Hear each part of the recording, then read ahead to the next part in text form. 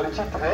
हमारे बीच में उपस्थित है माननीय इंद्रेश जी, राष्ट्रीय कार्यकारिणी सदस्य है। हर साल ये 1943 में नेताजी जो स्वाधीन भारत का झंडा फहराया था अंडमान में, उसी का स्मरण करते हुए हर साल ये फैंस का कार्यक्रम इधर होता है। और इसी के लिए हर साल इंद्रेश जी इधर आके इधर का जो जितना जनता है इस सबको जागरूक करते। इस साल भी आए हुए हैं, ये हमारे परम सौभाग्य है। आज का दिन हम लोग उनसे कुछ सुनेंगे इस दिन का बारे में, महत्व का बारे में। साथ में हमारे बीच उपस्थित है माननीय विजय कुमार जी। विजय कुमार जी हमारे दक्षिण अंडमान का संघ चालक जी है। तो मैं माननीय इंद्रेश जी को आग्रह करूंगा, आप हमारे स्वयंसेवकों के लिए कुछ बताइए।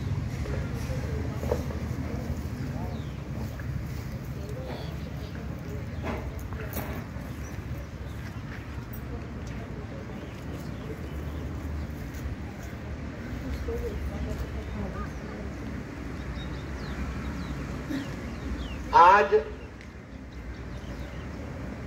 राष्ट्रीय स्वयंसेवक संघ के रूप में हम एक पथ संचलन का आयोजन करते हुए उसके समापन के लिए एक साथ हैं।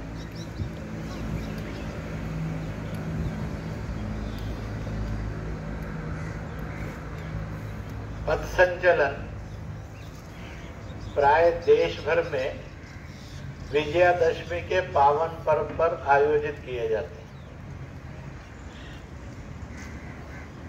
देश में एक प्राचीन परंपरा चली आ रही है। इस दिन अपनी सीमाओं का विस्तार करना और अपनी सीमाओं की सुरक्षा के लिए समाज ने एकजुट होकर काम करना, यह भाव जागृत हो, जो कि कहते हैं offence is the best defence. अगर हम रक्षा करेंगे तो रिट्रीट करेंगे, अगर हम ऑफेंस करेंगे तो रिट्रीट नहीं करेंगे, कुछ ना कुछ आगे बढ़ेंगे। यह विश्व में विस्तार के लिए और विजय के लिए सूत्र है। इसलिए जो ये देश का गुण था, राष्ट्रीय स्वयंसेवक संघ ने विजयादशमी के उत्सव में अपने कार्यक्रमों में जोड़ा। ये सभाएं भी करेंगे, शक्ति का प्रदर्शन भी करेंगे और शक्ति का संचय भी करेंगे। और शक्ति किसी पर हिंसा करने की नहीं है, शक्ति अपनी रक्षा करने के लिए और विकास करने के लिए। विकास वाली शक्ति को ऊर्जा कहते हैं, रक्षा करने वाली शक्ति को शक्ति कहते हैं। अंडमान निकोबार ने इस वर्ष 30 दिसंबर को चुना कि पथ संचलन का कार्यक्रम करेंगे। 30 दिसंबर का इतिहास बहुत उपयोगी इतिहास है। आज भारत के प्रधानमंत्री श्री नरेंद्र मोदी जी ने भी 30 दिसंबर को याद किया, क्योंकि उन्होंने अपनी पूज्य माता जी के मुखाग्नि के पश्चात ये तय किया कि देश में जो भी उनके कार्यक्रम हैं उनमें वो प्रत्यक्ष तो सम्मिलित नहीं होंगे, परंतु वर्चुअल ऑनलाइन वो सब में उपस्थित रहेंगे। आज बंगाल प्रदेश को 8,000 करोड़ रुपए की योजनाओं का उन्होंने लोकार्पण करते हुए कहा, जो मैंने दिन में भाषण में सुना। 30 दिसंबर एक महत्वपूर्ण तिथि है और इस दिन नेताजी सुभाष चंद्र बोस ने आजाद हिंद सरकार के रूप में, उसके राष्ट्राध्यक्ष प्रेसिडेंट के रूप में अनेकों देशों से मान्यता प्राप्त स्थापित सरकार के राष्ट्राध्यक्ष के रूप में वो 29-30 दिसंबर अंडमान निकोबार आए थे।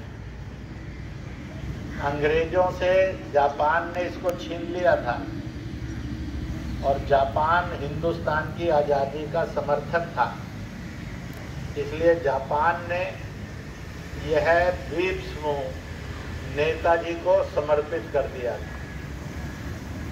इसी जिमखाना क्लब में उन्होंने अब से 79 वर्ष पूर्व तिरंगा लहराकर आज़ादी का बिगुल फूंका था। ऐसा वर्णन उन्होंने किया और कहा कि 2018 को मैं इस ऐतिहासिक दिन को मनाने के लिए अंडमान निकोबार गया था। उससे पहले जब स्वर्गीय प्रणब मुखर्जी भारत के राष्ट्रपति बने, उस समय में उनसे पत्रकारों ने और लोगों ने एकदम पूछा कि आप ऐसे पहले बंगाली हैं जो स्वतंत्र भारत के राष्ट्रपति बने हैं। तब उन्होंने कहा था, नहीं, मैं पहला नहीं हूँ। अखंड भारत के और स्वतंत्र भारत के पहले राष्ट्राध्यक्ष भी बंगाली थे और वह नेताजी सुभाष चंद्र बोस थे। इतिहास का ये एक सत्य भी है कि भारत की स्वतंत्रता का शुभारंभ अंडमान निकोबार को अंग्रेजों से मुक्त करवाने पर शुरू हुआ।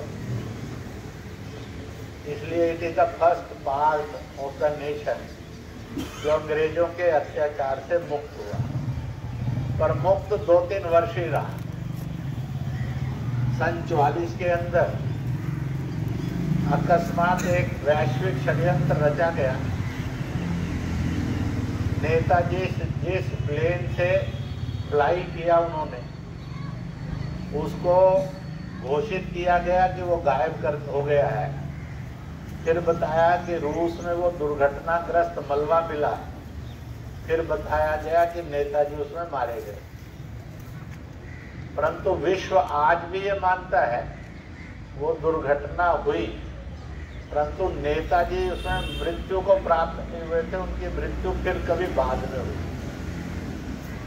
और ऐसे प्रमाण भी मिलते रहे हैं कि नेताजी को जगह दिखाई दी, परंतु वो सत्य तो आज तक सामने नहीं आया। और इसलिए फिर सन 44 में अंडमान निकोबार अगेन अंग्रेजों का गुलाम हो गया। फिर जब सारा हिंदुस्तान का विभाजन हुआ और आज़ादी मिली, तब अंडमान निकोबार फिर से आज़ाद हुआ। ये 3 वर्ष ये अंग्रेजों से मुक्त रहा। उससे पूर्व अंग्रेजों के अत्याचार में था, उसके बाद भी वो अंग्रेजों के अत्याचार में रहा। और यहाँ पर हिरोशिमा और नागासाकी पर जब जापान के 2 शहरों पर अमेरिका ब्रिटेन ने बम्बार्डमेंट की थी एटॉमिक बम की, उसके बाद से जापान ब्रिटिश हुकूमत के यूरोपियन हुकूमत के बहुत विरुद्ध था। वैसे भी एशिया के मैक्सिमम देश उस समय ब्रिटेन के अधीन थे। सभी आज़ादी की लड़ाई लड़ रहे थे।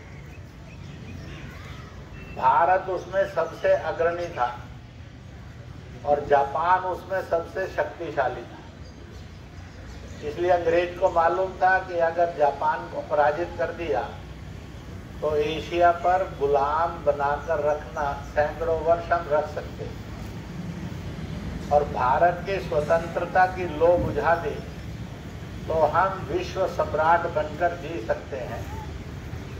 उस समय तक ये माना जाता था कि आधी दुनिया पर अंग्रेजों का राज है, इसलिए नेवर द सन सेट्स ये बोला जाता था कि अगर आज सूर्य उदय इस हिस्से में धरती के हो रहा है तो वो अंग्रेजों का राज है।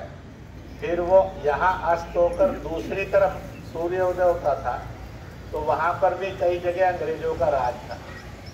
कहते हैं जहाँ जहाँ सूर्य अस्त होता है और जहाँ जहाँ उगता है वहाँ वहाँ अंग्रेजों का राज है। इसलिए लगभग दुनिया पर राज उनका था और उस अत्याचारी राज को समाप्त करने के लिए भारत सबसे बड़ी ताकत थी और उन ताकतों को समर्थन देने वाली सबसे बड़ी ताकत जापान की थी। इसलिए जापान को बर्बाद करना, भारत को गुमराह करके फूट डालो राज करने वाली नीति पर अंग्रेज चल रहे थे। 1925 में विजयादशमी के दिन संघ प्रारंभ हुआ, इसलिए स्वतंत्र भारत, स्वावलंबी भारत, अंग्रेजों से मुक्त भारत और इसी के साथ साथ अन्य दासताओं से मुक्त भारत और अनेक ऐसी कमजोरियों से और रोगों से मुक्त भारत, यह संघ का एक सपना था, संकल्प था, जिसको साकार करने के लिए संघ प्रारंभ हुआ। हम सब यहाँ पर हैं और इसलिए ये निर्णय लिया कि यह जो 30 दिसंबर 1943 है, अंग्रेज तो इसलिए नहीं मनाता था क्योंकि ये अंग्रेजों के विरुद्ध आजादी थी। कांग्रेस इसलिए नहीं मनाती थी कि वह सुभाष के विरुद्ध थी। वैसे अंग्रेज पार्लियामेंट का एक डॉक्यूमेंटेशन है सन 1945-46 का, उसमें उन्होंने कहा है हमने क्विट इंडिया मूवमेंट भी निपट ली, क्रांतिकारी जो आजादी के लिए बलिदान दे रहे थे वह भी थम से गए हैं,